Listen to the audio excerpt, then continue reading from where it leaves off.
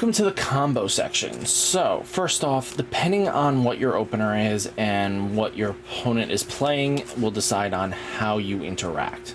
First off, it's usually one of these two will be your Digi-Evolution targets. If worst case, you will Digivolve into Lunamon here in your egg raising.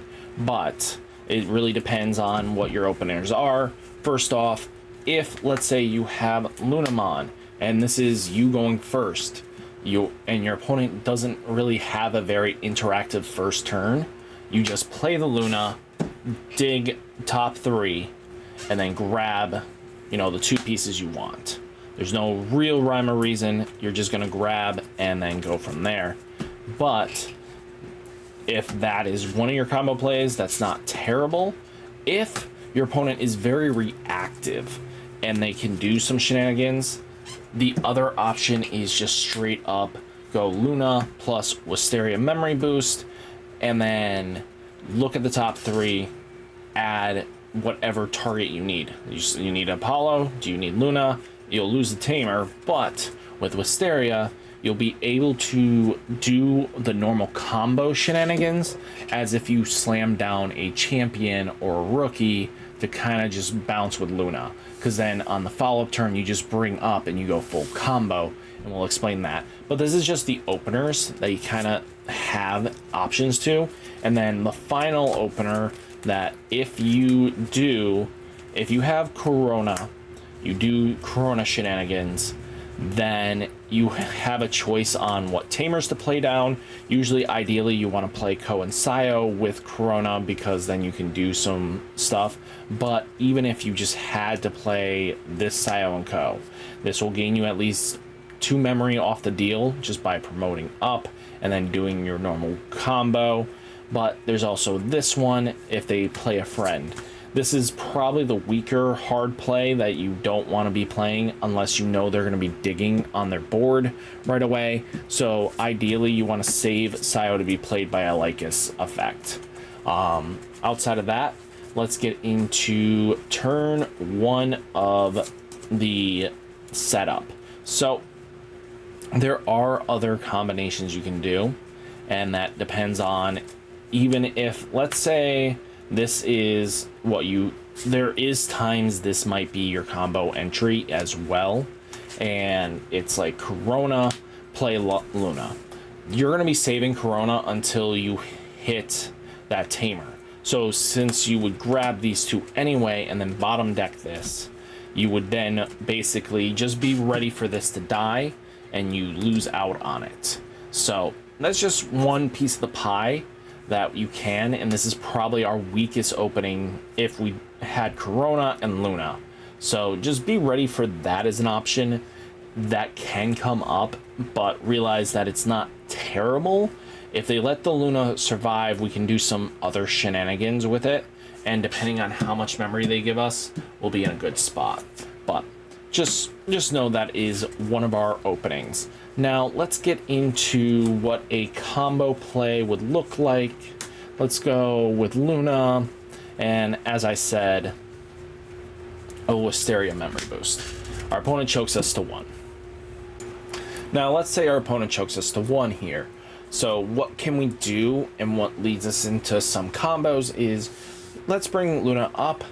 We're gonna pop Wisteria Memory Boost. Will not activate the Luna's effect, but we have some great combos here. First off, we'll Digivolve into Lycus for 2, to draw for Digi-Evolution, and then reveal the top 4.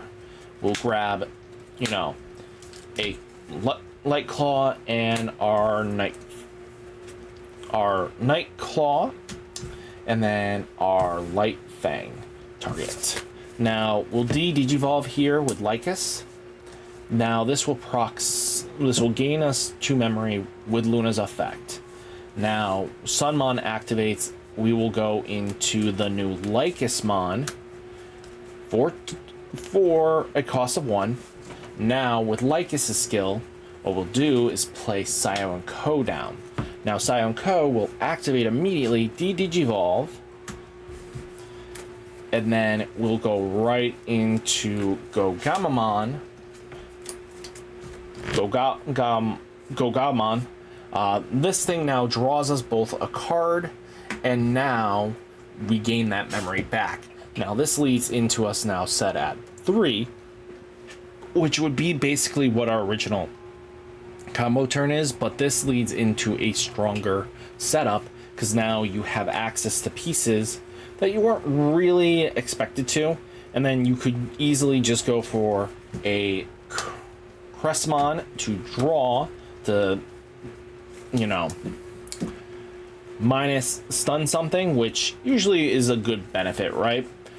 And then you could easily go into Apollomon here to draw, and Apollo will then 2, 4, 6 sources. So this does 3 checks at jamming numbers. So this thing will deal 4 checks with a blitz. And that's just giving your opponent 2 memory. So other options are if you need to take a defensive line, there are other plays that you can do. And let's just say you survived with Sarismon on board. So another play is that you use Scion Co to de-digivolve the Saris or Flaremon that you went into for 1 if you haven't used that yet. And you go right into Crestmon being able to stun a Tamer or something like that. And basically, instead of it being a 3 costing you, it only costs you 1 to do so. So this leads into other combinations and being able to draw a card and then, let's just say, discard a card. You lead into now having some great answers. Another way of playing is if you set up like this, now you can time a ace Apollomon ace play, and because you have, you know, at least 2 pieces that can be source removed, you have at least 1 protection, so your opponent can't just easily out the Sarismon. So something to think about there too as well.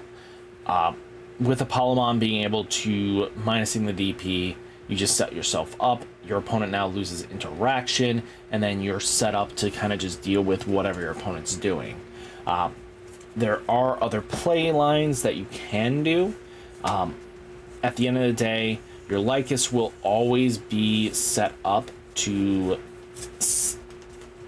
basically, if you have any of this and you go like this, you de-digivolve, and let's say you already had the Scion Co out with, if you went into Corona first, then you go into Lycus after doing the Lycus play, you know, this will lead into, well, it would be 5, since we had the Corona, go to 4. We would digivolve into Lycus, gain the memory, digivolve for 1.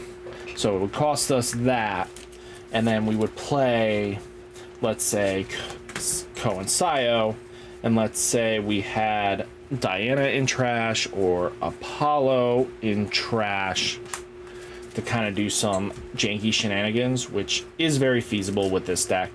You will digivolve into whatever you felt like, but one of your 1-cost bridge evolves here will do. So now you do have access to something like this, and what you can do is swing in with the Flaremon now, even though you don't have jamming, which is something to be skeptical about, because again, if you lose out, maybe you just swing into one of their Digimon, go into Diana or something like that, just to set yourself up for the 0 cost. And then basically what you'll do is de-digivolve this into, let's say, we'll go right into Apollomon Ace. So Apollo will remove another threat, and then you'll be set up with a free Digievolution. And then what you can do to set up, and if you don't care, you'll just hard play Scion Co for 3, and then start your opponent's turn, you just play out this, and then you basically go right into Grace Nova on your opponent's turn.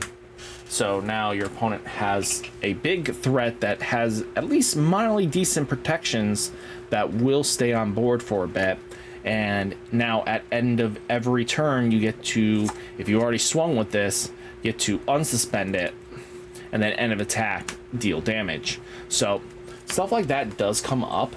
Or if you don't mind and you've already cleared out most of their security and you went into Diana, Diana's rested, and let's say you're at 1, you can just slam down the Apollo Ace, end of turn Apollo Ace, go into Grace Nova, swing for game. So there are plenty of combo lines that this deck has, and I'm really excited to see all of them, which I think I make a lot more shorts to kind of just go over it. But another one big play that I like to do in this deck, depending on what you have and what you've done, and if your opponent has a Digimon and stuff like that, there's some lines that can lead to being something really good, and it depends on how late the game goes. But one of the older classic combos of, you know, with Diana and stuff like that is that, let's say we are at 4, we swing in here if we had jamming, so let's just put the jammer in there. So we swing in, Diana's in trash, we can use Sio and Co to digivolve into Diana, strip source everything, unsuspend, and then with that unsuspend you get some great value because now you can deal 1 damage with jamming. Then you use Co and Sio's effect to de-digivolve Diana and go into Apollomon to draw. And then you swing again for a couple, clears out the check. So 2, 4, 6. You know, you get to clear out 4, 5 checks with just Apollo Diana combo.